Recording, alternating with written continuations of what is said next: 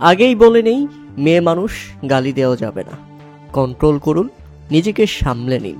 বাংলাদেশ বলে কথা আপনাকে হতাশ করবেই, এটা আপনাকে মেনে নিতে হবে। আপনার মনের ভিতরে যতই ক্ষোভ থাকুক না কেন, বাংলাদেশকে নিয়ে আসলে কিছুই বলার নেই। কত সুন্দর খেলা ছিল। ৩৬ বলে ৩০ রান প্রয়োজন, বাংলাদেশ জিতবে ৭ উইকেটের ব্যবধানে। এরপর না হয় একটা উইকেট পড়েছে, তখনও ১৮ বলে প্রয়োজন ছিল ২১ রান, বাংলাদেশ জিতবে ৬ উইকেটের ব্যবধানে। এসব স্বপ্নই তো আমরা দেখে যাচ্ছিলাম, কিন্তু ঘটনা এতটাই কঠিন হয়ে দাঁড়ায়, এতটাই অবিশ্বাস্য হয়ে দাঁড়ায়, যারা খেলা দেখেছে তারা নিজের চোখকে বিশ্বাস করতে পারবে না।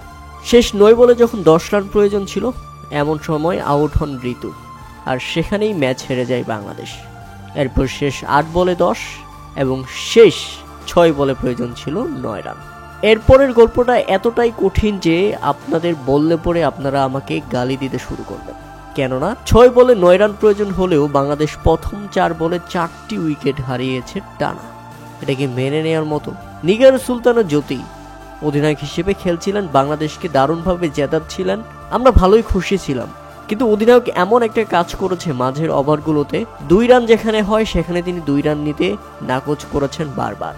শেষ দিকে ম্যাচটাকে কঠিন বানিয়ে, দলকে হারিয়ে, ডেস্কটাকে হারিয়ে তিনি আউট হয়ে ফিরেছেন। এরপর শেষ ৩ বলে ৯ আরও একটি উইকেট, অর্থাৎ ২ বলে ৯ প্রথম ৪ ডেলিভারিতে ৪টি উইকেট হারিয়েছে বাংলাদেশ। আপনি একটাবার চিন্তা করে দেখেছেন এমন খেলাও কি হওয়া সম্ভব? ৪ বলে ৪ উইকেট নিয়ে শ্রীলঙ্কা যা দেখালো তাতে আর কিছুই বলার থাকে না, সবাই স্তব্ধ হয়ে গেছে। শেষ ওভারের প্রথম ৪ ডেলিভারিতে ৪টি উইকেট, মানে এটা কি কোনো ঘটনা? মানে এটা কি বিশ্বাস করার মতো?